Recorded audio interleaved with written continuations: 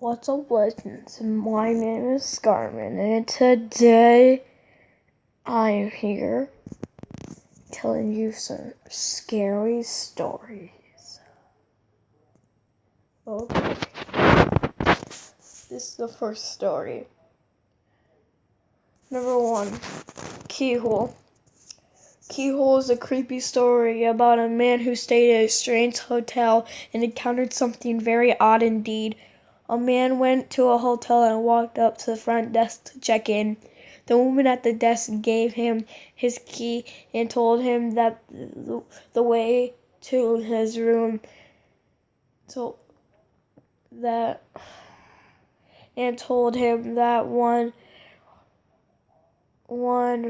the way to his room there was a door with a no number that was locked and no one was allowed in there, especially no one should look inside the room under the circumstances. So we followed the instructions of the woman at the front desk, going straight to his room and going to bed. The next night, his curiosity would not leave him alone. About the room with no number on the door, he walked down the hall to the door and tried the handle. Sure enough, it was locked. He bent down and looked through the white keyhole. Cold air passed through it, chilling his eye. What he saw was a hotel bedroom like his, and in the corner was a woman whose skin was completely white. She was leaning her head against the wall, facing away from the door. He stared in confusion for a while. He almost knocked on the door out of curiosity, but decided not to. He crept away from the door and walked back to his room. The next day he returned to the door and looked through the keyhole. This time all he saw was red. He couldn't make anything out besides a distinct red color. Perhaps the inhabitants of the room knew he was spying the night before, and he blocked the keyhole with something red.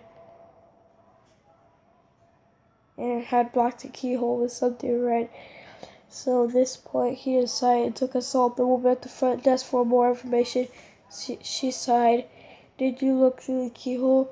The man told her that he had, and she said, well, I might as well tell you the story. A long time ago, a man murdered his wife in that room, and her ghost haunts it. But these people were not ordinary. They were white all over except for their eyes, which were red.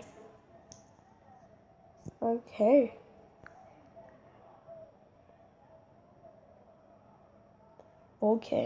Number 2. This story is called The Lost Phone. And before I begin the story, I just want to tell you, I'm not having my face cam on for this one. It is still me, but I will not have my face cam on, just so you can see the whole story, and so can I. Well, let's get on to number 2. Lost Phone. The Lost Phone is a short, creepy story about a woman who misplaced her mobile phone and tries calling the number. One evening, a woman came home late from work. She put her handbag down on the kitchen table and started rooting through it.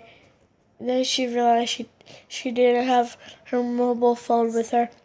She couldn't remember the last time she had it. I must have lost it on the way. She went to the hallway, picked up her and dialed the number of her mobile. The phone rang for a long time, and then someone picked up, but they didn't say anything. Hello, said the woman. There was no answer, but she could hear someone breathing on the other end. Hello? Can you hear me? She said. There was still no answer, but the breathing got heavier. Hello? Can you hear me? The woman asked again. And then, in a low voice, the person on the other end said, I hear you. Then they hung up. That's not how you spell they. After that, the woman kept calling her mobile phone, but nobody picked up. Eventually, she gave up in frustration. It was late and decided to go to bed. When she went upstairs to her bedroom, she was shocked to see her mobile phone sitting on the nightstand. It was silent.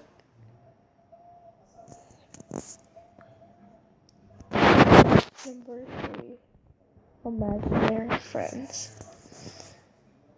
Many children have imaginary friends when they are young, but some children have a very scary imagination. This is a collection of true stories about children with pals who may or may not be a figment of their creative minds. Jenny, when I was 4 years old, my mom and I moved into a large colonial house that was built in the late 18,000s. My mom always had a weird feeling about the house. There was a little off section in the basement, and we never knew why it was there. But mother told me that soon after we moved into the house, I suddenly had an imaginary friend. One day, out of the blue, I told her that I had been playing with a girl named Jenny. She thought that it was just a phase and didn't pay much attention to it. I told her that Jenny wanted me to let the cat go down into the basement so she could play with it. My mother allowed me to let the cat down there and never came back. That creeped her out. Then a few days later, I told her Jenny wanted me to go down to the basement to my mom decided to research the history of the house. She found an old picture of the house and the family who used to live there. She showed me the picture and asked if I recognized any of them. There were 7 little girls in the picture. Without hesitation, I pointed to one of them. The names of all the family members were written on the back. The girl I had pointed to was named Jenny. My mom got scared because during her research she had discovered that the girl named Jenny had gone down to the basement one day and was never seen again. The family never found her, and they moved shortly after that. After I identified the picture and the girl in the picture, it was all too much for my mom to handle. We moved out of the house and found somewhere else to live. Then, when I turned 18,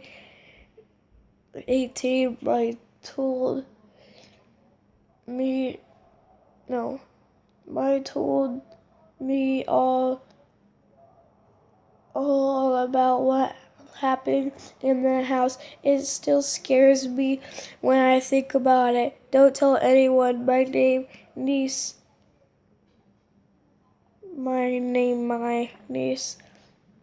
had an imaginary friend because she said she wasn't allowed to tell anyone his name. She said he told her everyone would get scared if they knew it. We kept asking her, but she would never tell anyone the name. Then one day, her mom and I were in the hallway, and my niece didn't realize it. She was talking to her imaginary friend and called him by his name. To this day, whenever I think about it, I'm still creeped up. The imaginary friend's name was Lucifer.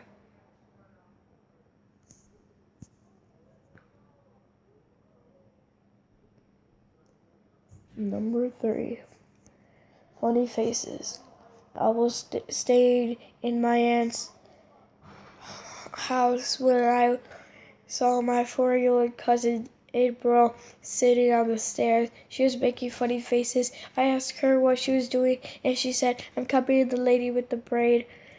There was no one else there, so I asked, "Where is the late April?" She pointed up to the beam running parallel in the stairwell. "And what is the lady doing?" I asked, making funny faces. April replied, "I was about to go upstairs when April saw something that stopped me in my tracks. Her braid is around her neck." I asked her what she meant. April pointed up. It said, "The lady is hanging by her braid." She's making funny faces, and April started making a face, her own eyes wide and bugged out of her mouth hung open and her tongue stick out. I realized it was a face of someone who was strangling to death.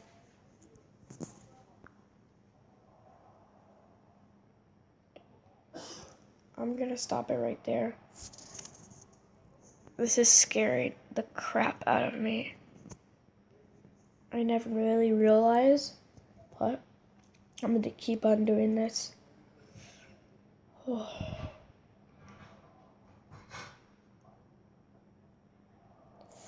anyway, thank you all so much for watching. If you liked it, make sure to slap that like button in the face like a true legend. And as always, share with your friends, your family, teacher. And as always, goodbye, guys.